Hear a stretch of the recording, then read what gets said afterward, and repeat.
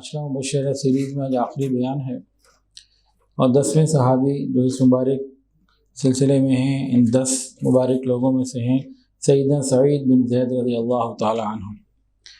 حضرت سعید بن زید رضی اللہ عنہ کے جو والد تھے زید، ان کا عجیب معاملہ، صحابی کے والد ہیں، صحابی نہیں ہیں لیکن جنتی ہیں۔ کلمہ نہیں پڑھا حضور پاک صلی اللہ علیہ وسلم کا، آپ صلی اللہ علیہ وسلم کی بعثت سے 5 سال قبل ان کا انتقال ہو چکا تھا۔ یہ ان لوگوں میں سے تھے جنہوں نے اصحاب الفیل کا واقعہ اپنی آنکھوں سے دیکھا تھا، اور یہ دین ابراہیمی کے پیروکار تھے، موحد تھے، توحید پرست سے، ہر قسم کے شرک سے، بت پرستی سے، ان فضول چیزوں سے بالکل بے نیاز سے پاک صاف زندگی تھی۔ ایک مرتبہ یہ مختلف لوگوں کو بت پرستی سے بچنے کی دعوت دیتے رہتے تھے، اور بتوں کے نام کے جو ذبیحہ ہوتے، غیر اللہ کے نام کا جو ذبیحہ ہوتا اس کو نہیں کھاتے تھے، نفرت کرتے تھے اس عمل سے، اور لوگوں کو منع بھی کرتے تھے۔ اب ہماری سوسائٹی میں بھی یہی ہے، اور پہلے بھی یہی تھا، جو دین کی حق کی بات کرتا ہے، دین حق کی، وہ پھر تکلیفیں تو اٹھاتا ہے۔ ایک مرتبہ قریش کے اندر کوئی مذہبی تہوار تھا، ان کا میلہ، جس کو آج ہم نے بھی بہت ساری جگہوں پہ، بہت سارے ہمارے مسلمانوں نے بھی میلہ بنا دیا مذہبی تہواروں کو، تو وہ بھی اسی طرح تھا۔ اس میں جناب ان کی خوشیاں اور گانے بجانے اور نئے نئے کپڑے، کھانے پینے، یہ سب چل رہا تھا، اور بکریوں کو وہ دھلا کے، جانوروں کو صاف کر کے، پانی سے صاف ستھرا کر کے بتوں کے نام پہ ذبح کر رہے تھے۔ تو انہوں نے ایک عجیب بات کہی، یہ غور کریں، اسلام سے پہلے، نبی کریم صلی اللہ علیہ وسلم کی بعثت سے پہلے کی بات ہے۔ کیا کہنے لگے، قریش کے لوگوں کیا کرتے ہو؟ کیا نادانی اور جہالت کی بات کرتے ہو؟ اس بکری کو پیدا کیا اللہ تعالیٰ نے، اس کو جس پانی سے سیرابی ملی، جو پانی پیا وہ اللہ نے آسمان سے برسایا، جس غذا کو کھا کے یہ بڑی ہوئی وہ زمین میں اللہ نے اگائی، اور تم غیر اللہ کے نام پہ اس جانور کو ذبح کرتے ہو۔ کتنے بیوقوف لوگ ہو تم۔ حضرت زید جو تھے نا، یہ حضرت عمر ابن خطاب رضی اللہ عنہ کے چچا زاد بھائی تھے۔ حضرت سعید بن زید حضرت عمر فاروق رضی اللہ عنہ کے چچا زاد بھائی تھے۔ حضرت عمر کے والد خطاب اور یہ سعید کے والد زید، یہ دونوں سگے بھائی تھے۔ خطاب نے جب اپنے بھائی کی زبانی یہ سنا نا، تو بہت ناراضگی کا اظہار کیا، کہ کیا تم ہر وقت نصیحتیں ہی کرتے رہتے ہو، ایسی باتیں کرتے رہتے ہو۔ خوب مارا، اور قریش کے لوگوں کو پکڑ کے نا جمع کر کے ان کو دھکے دے دے کے بس مکے سے باہر نکال دیا، اور آئندہ پابندی لگا دی، خبردار مکے میں داخل بھی مت ہونا۔ تو پھر یہ مکہ داخل عام طور سے نہیں ہو سکتے تھے، کبھی کبھی آتے خفیہ طور سے، چھپ چھپ کے، عام طور سے نہیں آ سکتے تھے۔ ایک مرتبہ اسی طرح چھپ کے آئے تو دیکھا کہ چند قریش کے لوگ ہیں، ورقہ بن نوفل ہیں، عبداللہ بن جہش ہیں، عثمان بن حارث ہیں، اور ایک حضور پاک صلی اللہ علیہ وسلم کی پھپھی ہیں، یہ آپس میں بیٹھے ہوئے تھے، یہ ان سے آ کے ملے، تو ڈسکشن یہ چل رہی تھی کہ قریش بگڑ گئے ہیں، تباہی آ گئی ہے، ان کے عقائد، ان کے معاملات بہت دور چلے گئے۔ جب انہوں نے دیکھا کہ بھئی یہ تو واقعتاً صحیح بات کر رہے ہیں اور ان کے مطلب کی بات تھی، تو فوراً کہا بھی حق کی تلاش کے لیے پھر نکلتے ہیں۔ پھر یہ 4 لوگ جو تھے نا، مرد چاروں، یہ باہر نکلے، عراق گئے، شام گئے، مختلف جگہ گھوم گھوم کے گئے۔ ورقہ بن نوفل تو عیسائی ہو گئے، باقی دونوں ویسے ہی واپس آ گئے، ان کو کچھ سمجھ میں نہیں آیا کہ کیا کریں۔ یہ مختلف جگہ گھومتے رہے اور لوگوں سے ملتے رہے، ایک کے بعد دوسرا، تیسرا۔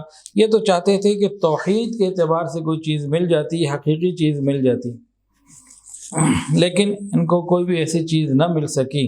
تلاش حق میں چلتے رہتے تھے۔ چلتے چلتے یہ ایک یہودی عالم کے پاس پہنچے، جو ان کو بڑا عالم تھا اس زمانے کا، بڑا اس کا نام تھا، چرچا تھا، اور اس کو جا کے جب ساری تفصیل بتائی اور سمجھائی کہ بھئی میں تو اس طریقے سے جو ہے نا توحید کی اور بت پرستی سے نکل کے اللہ کی واحد عبادت کرنا چاہتا ہوں، اس یہودی عالم نے جب ان کی سچی طلب کو دیکھا تو کہنے لگا، اگر خدا کے غضب میں حصہ لینا ہے تو ہمارا دین حاضر ہے، غیر المغضوب علیہم۔ یہودیوں کو معلوم ہے، تو اس یہودی عالم نے اس کے اندر کوئی شرم و حیا ہوگی. تو کیا کہا حضرت سعید بن زید کے والد کو؟ کہا اگر خدا کے غضب میں حصہ لینے تو آ جاؤ یہودی بن جاؤ. یہ خیر وہاں سے نکلے کہ میں تو مکے سے نکل کے حق کی تلاش میں نکلا ہوا ہوں. مختلف جگہ چلتے چلتے عیسائی راہب سے ملے، ایک بہت بڑے عیسائی راہب سے جا کے ملے. اس سے جب ڈیٹیل ڈسکشن ہوئی وہ بھی سمجھ گیا اور حق بات کہہ بیٹھا. کہنے لگا اگر خدا کی لعنت کا توق اپنے گلے میں ڈالنا چاہتے ہو تو ٹھیک ہے ہو جاؤ عیسائی. یہ پھر وہاں سے بھی نکلے کہ بھی میں کدھر آ گیا. اور یہ اللہ تعالیٰ سے اپنے دل کی باتیں کہتے رہتے تھے، یا اللہ اگر مجھے پتہ لگ جائے کہ آپ کیسے راضی ہوتے ہیں، کس عبادت سے راضی ہوتے ہیں، میں وہی سب کچھ کرتا. کہتے ہیں اللہ مجھے حضرت ابراہیم علیہ السلام کا طریقہ عطا فرما. اور بیت اللہ کی دیوار سے لگ کے بھی ایک دفعہ انہوں نے مانگا، یا لوگوں کو کہا کہ تمہارے اندر کوئی توحید والا نہیں رہا، میں ہی رہ گیا ہوں. اور پھر ان کو جب پتہ لگا کہ حضور پاک صلی اللہ علیہ وسلم کی بعثت ہوگی، چونکہ جب یہ علماء میں پھرے نا یہودیوں کے اور عیسائیوں کے، تو سب سے ایک بات ضرور پتہ لگی جو ان کے بڑے بڑے چیدہ تھے، ارے تم مکے سے آئے ہو، مکے ہی جاؤ. بنو اسماعیل میں ایک نبی کا ظہور ہونے کا وقت بڑا قریب ہے، وہ جو تم چاہتے ہو وہیں سے ملے گا. چلے جاؤ اور ان کو قبول کر لینا. جب تمہیں نظر آ جائیں تو بس ان کو قبول کر لینا، ان پر ایمان لے آنا. تو خیر یہ اللہ سے مانگتے تھے، یا اللہ مجھے حضور پاک صلی اللہ علیہ وسلم، نام تو اس وقت نہیں معلوم تھا، کہ بس مجھے اس نبی برحق پر ایمان لانے کی توفیق عطا فرما، مجھے سعادت عطا فرما. پھر کبھی یوں بھی کہتے ہیں اللہ اگر میرے نصیب میں سعادت نہیں، اللہ میرے بیٹے کو یہ ضرور عطا فرما دینا. باپ کی خواہش ہوتی ہے کہ جس مقام کو وہ نہ پہنچ سکے اولاد پہنچ جائے، میرے بیٹے کو عطا فرما دینا. تو اللہ نے ان کی دعا قبول کر لی. ایک صحابی تھا عامر بن ربیعہ رضی اللہ تعالیٰ عنہ. حضرت سعید بن زید کے والد زید نے ایک مرتبہ ان کو کہا کہ عامر مجھے تو نہیں معلوم میری زندگی کتنی باقی ہے، اگر تمہاری زندگی میں وہ آنے والے نبی جن کے بارے میں معلوم مجھے ہو چکا ہے وہ آئیں گے، اگر تمہاری زندگی میں آ جائیں تو میرا سلام ان کو کہنا، میں ان پر ایمان لاتا ہوں، میرا سلام ان کو کہہ دینا. تو یہ وہ شخص ہیں، وہ صاحب ہیں، یہ وہ ذات ہیں جو صحابی کے والد ہیں، صحابی نہیں ہیں لیکن جنتی ہیں.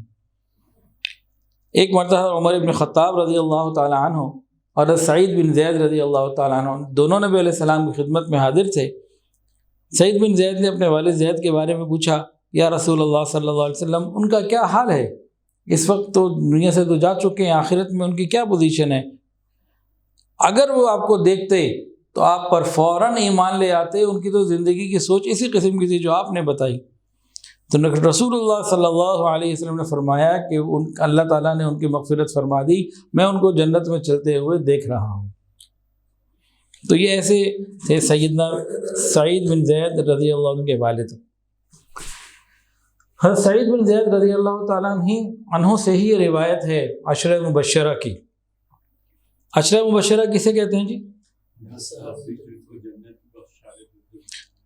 اچھا جی، 10 صحابی جن کو جنت کی بشارت ہوئی، یہی ہے جی عشرہ مبشرہ؟ کوئی اور ہے بتائیں؟ یہی ہے؟ اچھا جی. اور جو باقی صحابی ہیں 1.25 لاکھ، ان کو جنت کی بشارت ہے کہ نہیں؟ ان کو بھی ہے. پھر یہ 10 کی کیا بات آ گئی؟ جب تمام صحابہ، یہ کوشچن ہے نا، بتائیں. ہاں ٹھیک جواب. تمام صحابہ جنتی ہیں، سب کو جنت کی بشارت ہے. یہ 10 وہ ہیں جن کو ایک ہی وقت میں ایک ہی مجلس میں جنت کی بشارت اکٹھے دی گئی. یہ ان کی خصوصیت ہے. اس کا یہ مطلب نہیں کہ یہی 10 ہیں جنت کے ہیں، ساروں کو ہی ہے. جیسے ایک حدیث کے اندر آتا ہے نا، قیامت کے دن جب کوئی سایہ نہیں ہوگا، عرش الہی کے نیچے 7 لوگ ہوں گے. وہ ایک جگہ 7 کا ذکر، لیکن الگ الگ کر کے تو کافی بڑی تعداد ہے. سردی کا موسم ہے نا آج کل، ایک حدیث میں یہ بھی ہے سردیوں کے موسم میں جو صحیح طریقے سے وضو کرے گا، مشقت کے باوجود بھی وضو کرے گا، اللہ تعالیٰ کیا عطا فرمائیں گے؟ قیامت کے دن عرش کا سایہ. یہ مختلف حدیث میں اس قسم کا مفہوم ملتا ہے. تو اللہ تعالیٰ ہمیں بھی سردیوں میں اچھے طریقے سے شوق کے ساتھ وضو کرنے کی توفیق عطا فرمائے. حضرت سعید بن زید رضی اللہ تعالیٰ عنہ بالکل ابتدا میں اسلام لے آئے تھے. انہیں جیسے ہی پتہ لگا رسول اللہ صلی اللہ علیہ وسلم کی دعوت کا، فوراً کلمہ پڑھ لیا۔ کیوں؟ والد کی زندگی تو دیکھ رہے تھے نا، تو والد کی تربیت کا اثر تو تھا، اور یہ اس وقت اسلام قبول کر چکے تھے جب نبی کریم صلی اللہ علیہ وسلم دار ارقم میں بھی تشریف نہیں لے گئے تھے، بالکل ابتدائی زمانے میں۔ اور حضرت عمر فاروق رضی اللہ تعالیٰ عنہ سے پہلے اسلام لا چکے تھے، یہ بھی اور ان کی بیگم بھی، ان کا نام تھا فاطمہ بنت خطاب۔ حضرت عمر فاروق رضی اللہ تعالیٰ عنہ سعید ابن زید رضی اللہ عنہ چچا زاد بھائی تھے، اور حضرت سعید جو تھے حضرت عمر کے بہنوئی بھی تھے۔ حضرت عمر فاروق رضی اللہ عنہ کے ایمان کا جو واقعہ ہے، جب وہ تلوار لے کے نکلے کہ رسول اللہ صلی اللہ علیہ وسلم کو نعوذ باللہ کچھ کر دیں، تو راستے میں ایک صحابی ملے، انہوں نے ان کی طرف موڑ دیا، سعید بن زید کی طرف۔ حضرت عمر جب گئے، پورا واقعہ انہی دونوں میاں بیوی کا حصہ ہے، حضرت عمر فاروق رضی اللہ تعالیٰ عنہ کی اس ایمان کی قبولیت، اور اس سلسلے میں تو یہی اللہ نے ان کو قبول کیا۔ غزوہ بدر کے موقع پہ یہ بہت بہادر تھے، غزوات میں حصہ لیا نبی علیہ السلام کے ساتھ۔ حضرت سعید بن زید رضی اللہ تعالیٰ عنہ نے غزوہ بدر میں باقاعدہ اس جنگ میں کفار کے ساتھ 1 to 1 شرکت نہیں کی، لیکن بدری صحابی ہیں۔ غزوہ بدر میں جو 313 تھے نا، جو آمنے سامنے کھڑے ہوئے تھے، میدان بدر میں جو پہنچے تھے صحابہ، یہ ان میں نہیں تھے، لیکن بدری پھر بھی کہلاتے ہیں۔ ہے نا عجیب بات؟ بھائی غزوہ بدر میں جو صحابی شریک ہوئے وہ بدری ہیں جو بدر پہنچے، لیکن جو بدر ہی نہ پہنچے تو وہ بدری کیسے ہو گئے؟ نبی کریم صلی اللہ علیہ وسلم نے ان کو اور ایک اور صحابی کو بھیجا تھا، جاؤ جو قریش کا قافلہ جا رہا ہے نا تجارتی، اس کے ذرا نگاہ رکھ کے آؤ، دیکھو کہاں ہیں وہ، ہمیں آگے رپورٹ کرو۔ یہ چلتے چلتے ایک مقام پہ پہنچے، حورا اس کی جگہ کا نام ہے، وہاں جا کے انہوں نے دیکھ لیا، اور پھر نبی علیہ السلام کی طرف چل پڑے کہ ہم جا کے نبی صلی اللہ علیہ وسلم کو بتائیں۔ وہ قافلہ بھی دور ہو گیا، ساحلی راستے پہ چلا گیا، قافلے والے کو پتہ لگ گیا کہ ہماری جاسوسی ہو رہی ہے۔ اب یہ مدینہ طیبہ آئے کہ نبی علیہ السلام کو اطلاع کریں کہ قافلہ یہاں پہ ہے۔ اچھا، حضور پاک صلی اللہ علیہ وسلم کو کہیں اور سے اطلاع مل چکی تھی، اور آپ پہلے ہی روانہ ہو چکے تھے۔ یہ اپنے حورا مقام سے مدینہ پہنچے، ادھر سے نبی علیہ السلام پہلے ہی نکل چکے تھے۔ جس دن یہ مدینہ پہنچے ہیں اس دن بدر میں میدان بدر میں مسلمانوں کی کفار سے جنگ ہوئی۔ تو اس طریقے سے میدان بدر میں کفار کا سامنا تو انہوں نے نہیں کیا، لیکن بدر ہی کے کاموں میں لگے ہوئے تھے، اسی جنگ میں موجود تھے، اور مختلف ڈیوٹی تھی، ان کی ڈیوٹی تھی، ایک اہم ڈیوٹی تھی۔ تو نبی علیہ السلام جب واپس تشریف لائے، ان کو مال غنیمت میں سے حصہ بھی دیا اور ان کو بدریین میں شامل فرمایا۔ تو سب کو ساتھ لے کے چلنا یہ نبی کریم صلی اللہ علیہ وسلم کی مبارک عادت تھی۔ حضرت سعید بن زید رضی اللہ تعالیٰ عنہ مختلف جہاد میں شریک رہے، نبی علیہ السلام کے غزوات میں شریک رہے، زندگی بھر اسی شوق میں تھے۔ حضرت ابو عبیدہ بن جراح رضی اللہ تعالیٰ عنہ نے ایک مرتبہ ان کو اپنا نائب بنا دیا دمشق کا، اور کہا کہ آپ یہاں گورنر بن کے رہیں، ہم آگے جا کے فتوحات کی طرف چلتے ہیں۔ ان کا جی جو آپ کا حکم ٹھیک ہے۔ اب یہ چل پڑے ساتھیوں کے ساتھ۔ چند دن گزرے تھے، انہوں نے خط لکھا حضرت ابو عبیدہ بن جراح رضی اللہ تعالیٰ عنہ کو، کہا جناب میں جہاد جیسی غنیمت اور نعمت کے اوپر، جہاد جیسی فضیلت اور عبادت کے اوپر نہ آپ کو ترجیح دے سکتا ہوں نہ آپ کے ساتھیوں کو۔ یہ گورنر مجھے نہیں چاہیے، مجھے نہیں پسند یہ گورنری، آپ کسی اور کو بھیجیے، وہ آ کے اس عہدہ سنبھالے، مجھے اپنے ساتھ بلائیے، میں تو آگے میدان جنگ میں لڑنے والا ہوں، اللہ کے راستے میں شہید ہونے کی تمنا ہے میری۔ تو اپنی گورنری کی سیٹ چھوڑ کر یہ جو ہے وہ آئے اور پھر دوبارہ مجاہدین میں شامل ہو گئے۔ غزوہ بنو قریظہ جو یہودیوں کے ساتھ ہوا مدینہ طیبہ میں، اس میں یہ 25 دن تک ان کے محاصرے میں شریک رہے مسلمانوں کے ساتھ۔ جب اللہ نے مسلمانوں کو فتح عطا فرما دی، اس وقت رسول اللہ صلی اللہ علیہ وسلم نے قیدیوں کو ان کے حوالے کیا، فرمایا کہ جاؤ نجد کے علاقے میں یہ سارے قیدی سیل کر کے جو پیسے ملیں اس سے گھوڑے خرید کے لاؤ اور ہتھیار خرید کے لاؤ۔ تو یہ قیدیوں کو لے کے گئے، وہاں بازار میں جا کے قیدیوں کو فروخت کر دیا، اور واپسی کے اوپر انہوں نے اچھے گھوڑے خریدے اور ساتھ ہتھیار خریدے تاکہ مسلمانوں کو آگے کام آئیں۔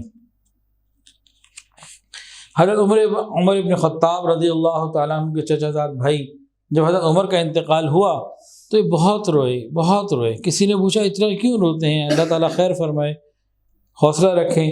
کہنے لگے نہیں، میں عمر کے رونے پہ اتنا نہیں رو رہا جتنا اس غم کی وجہ سے، اس خیال کی وجہ سے رو رہا ہوں کہ حضرت عمر فاروق رضی اللہ عنہ کی موت سے، چلے جانے سے اسلام میں وہ خلا پیدا ہو جائے گا جو پھر کبھی پر نہیں ہو سکتا.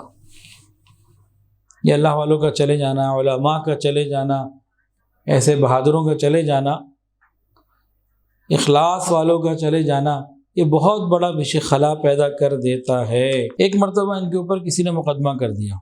خاتون کا نام تھا اروا. اس نے مقدمہ کر دیا ان کے اوپر کہ جی یہ مکان میرا ہے، ایک مکان کے بارے میں کہ یہ مکان میرا ہی کہتے ہیں ان کا، تو یہ تو میرا ہے. اور مروان بن حکم جو خلیفہ تھا اس کے پاس جا کے مقدمہ دائر کر دیا. ان کو بھی بلایا گیا، جی بتائیے اس مکان کے بارے میں. یہ عورت کہتی ہے میرا ہے جبکہ آپ کہتے ہیں میرا ہے. تو انہوں نے ایک بات کہی، انہوں نے کہا سب سے پہلی بات تو یہ ہے کہ میں اس مکان سے دستبردار ہوتا ہوں، آج سے میرا اس مکان سے کوئی تعلق نہیں، جھگڑے سے بچے. حدیث کے اندر آتا ہے جو حق پر ہونے کے باوجود جھگڑا نہ کرے، جھگڑا چھوڑ دے، اللہ تعالیٰ اسے جنت میں محل عطا فرما دیتے ہیں. ہم تو ہر تھوڑے دن بعد کسی نہ کسی سے جھگڑتے رہتے ہیں، تو اگر ہم حق پر ہوں اور جھگڑا نہ کریں تو ہر تھوڑے دن بعد ایک محل تو مل جائے. کیا خیال ہے؟ حق پر ہونے کے باوجود جو جھگڑا کرنا چھوڑ دے، رسول اللہ صلی اللہ علیہ وسلم نے جنت کی بشارت دی ہے. جنت کے اندر محل، جنت کی بشارت ہو گئی نا، محل جنت میں جائے گا تو لے پائے گا. ہمیں بھی چاہیے کہ ہم اس چیز پر آ جائیں، جھگڑے چھوڑ دیں، زندگی سکون ریلیکس گزاریں، دماغ کو پرسکون رکھیں. بہترین صحت کا راز بتائیں جی. ایک سوال ہے، بہترین صحت کا راز کیا ہے؟ کسی سے حسد نہ کریں، سب کو معاف کر دیں. یہ بھی اچھی بات ہے، اس کا بھی صحت سے تعلق ہے. ڈپریشن نہیں ہوتی، بہت ساری آسانیاں ہوتی ہیں، وہ ٹھیک ہے. لیکن ایک اور بات جو میں بتانا چاہتا ہوں بتا ہی دیتا ہوں. سر کو ٹھنڈا رکھے، پاؤں کو گرم رکھے. بہترین صحت کا راز، صحت مند زندگی کا راز، سر کو ٹھنڈا رکھیں، پاؤں کو گرم رکھیں. وہ کہتے ہیں بادشاہ نے، اس کو پتہ چلا کہ کسی حکیم نے جو ہے نا بہترین صحت مندانہ زندگی کا راز کہیں چھپایا ہوا ہے، تو بڑا قیمتی پیسے دے کے کیا کرا کے، کوئی تفصیل ہے مجھے بھی یاد نہیں ہے، تو ایک اس کو نا کہیں بہت مشکل سے پوشیدہ کوئی ڈبیا ملی. اس ڈبیا کو کھولا تو اس میں صحت مند زندگی کا راز لکھا ہوا تھا. وہ یہی بات تھی کہ دماغ کو ٹھنڈا رکھو، پاؤں کو گرم رکھو. کیا مطلب؟ دماغ سے ٹھنڈا رہے بندہ، غصے نہ کرے، تسلی میں رہے. اور پاؤں کو گرم رکھنے کا مطلب حرکت میں رہے، چلتا رہے، گھر میں نہ پڑا رہے نکما بن کے، حرکت میں رہے. تو بہترین زندگی کا راز کیا ہے جی؟ اب بتا دیں. سر کو ٹھنڈا اور پاؤں گرم. اور جس کے سر گرم رہے اور پاؤں ٹھنڈے رہے اس کا کیا بنے گا؟ بلڈ پریشر ہائی ہو جائے گا. اچھا جی، ایک عورت تھی اروا، اس نے جناب ان کے اوپر مقدمہ کر دیا یہ مکان میرا ہے، اور سیدھا خلیفہ وقت مروان بن حکم کے پاس گئی. انہوں نے بلایا، انہوں نے کہا بھائی سب سے پہلی بات تو میں اس مکان سے دستبردار ہوتا ہوں، جھگڑا ہی ختم. اس کے بعد انہوں نے ایک حدیث سنائی، فرمانے لگے کہ میں نے رسول اللہ صلی اللہ علیہ وسلم سے سنا، جو شخص ناحق ایک بالشت بھی زمین، ایک بالشت یہ ہوتی ہے، ایک بالش بھی زمین قبضہ کر لے گا تو اس کے اس عمل کی وجہ سے قیامت کے دن 7 زمینوں کا طوق بنا کر اس کے گلے میں ڈالا جائے گا. اور اس کے بعد تیسرا عمل کیا کیا؟ اللہ سے دعا مانگی، یا اللہ اگر یہ عورت جھوٹی ہے اس کو اندھا کر دے اور اسی گھر میں اس کی قبر بنا دے. کچھ ہی دن گزرے تھے تو عورت نابینا ہو گئی. جب وہ نابینا ہو گئی نا، وہ کہتی تھی کہ سعید ابن زید کی بددعا مجھے لگ گئی. اور پھر کسی دن اسی طرح چل رہی تھی، اندر گھر میں کنواں بھی تھا، اسی کے اندر گری اور وہی کنواں اس کی قبر بن گیا. تو جب ان کے اوپر ناجائز مقدمہ کیا گیا تو 3 کام کیے. حق پہلے چھوڑ دیا، پھر سمجھایا کہ دیکھو حضور صلی اللہ علیہ وسلم نے یہ بات ارشاد فرمائی، ایک بالش زمین کسی کی ناجائز قبضہ کر لی، اب یہاں تو جو کنالوں کے کنال کھا جاتے ہیں، ایکڑ کھا جاتے ہیں، وہ کیا بنے گا؟ اور تیسری بات، اس عورت کے لیے بد دعا کی، اور چونکہ یہ سچے تھے وہ جھوٹی تھی، تو اللہ رب العزت نے ان کی دعا کو قبول بھی فرمایا اور اس کا معاملہ ختم ہو گیا۔ حضرت سعید بن زید رضی اللہ عنہ کی ایک بات بہت سمجھنے والی ہے صحابہ کرام کے مقام کے بارے میں۔ فرماتے ہیں صحابہ میں سے کسی صحابی کا رسول اللہ صلی اللہ علیہ وسلم کے ساتھ ایسی، سعید بن زید رضی اللہ عنہ فرماتے ہیں کہ صحابہ میں سے کسی صحابی کا رسول اللہ صلی اللہ علیہ وسلم کے ساتھ جہاد کے سفر میں چہرے پہ مٹی کا لگ جانا، گرد آلود ہو جانا، غبار آلود ہو جانا، فرمایا کہ یہ اتنی بڑی عبادت ہے، تم میں سے کسی کو 950 سال نوح علیہ السلام والی عمر بھی مل جائے اور ساری وہ نیکیوں سے بھری ہوئی ہو، تب بھی وہ صرف اس غبار آلود چہرے کا جو ثواب ہے وہ بھی نہیں پا سکتا۔ صحابہ کرام کا مقام بہت بلند ہے۔ کیا فرماتے کہ جہاد اور غزوے کے موقع پہ صحابہ کرام کے چہرے پر اگر کہیں مٹی لگ گئی، اور وہ لگی جاتی ہے، بٹ اس زمانے میں تو ایئر کنڈیشن گاڑیاں ایسے نہیں ہوتی تھی، گھوڑوں پہ اور جناب اونٹوں پہ سفر ہوتا، پیدل سفر ہوتا، تو دھول ہی دھول ہوتی تھی جب قافلہ چلتا تھا، چہرے پہ مٹی نہ لگے ہو نہیں سکتا۔ تو کیا فرماتے ہیں کہ کسی کا چہرہ اگر گرد آلود ہو گیا تو یہ تمہارے اس شخص کے سب اعمال سے بہتر ہے جس کو حضرت نوح علیہ السلام والی عمر بھی مل جائے۔ یعنی ہم کتنی ہی کوشش کر لیں صحابہ کے مقام پہ نہیں پہنچ سکتے۔ صحابہ کرام کا مقام بہت بلند، اللہ تعالیٰ ہمیں تمام صحابہ کرام سے محبت کرنے کی توفیق عطا فرمائے۔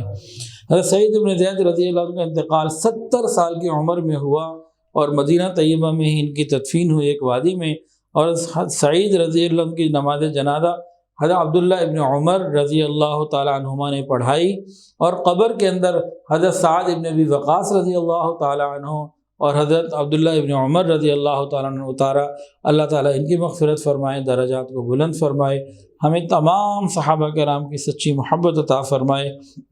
تو یہاں تک الحمدللہ عشرہ مبشرہ کے حوالے سے کچھ تفصیلات عرض ہو چکی ہیں، اور باقی تو تفصیلات تو سب ہی کی بہت زیادہ ہیں، کوئی تھوڑا تھوڑا ذکر ہو گیا برکت کے لیے۔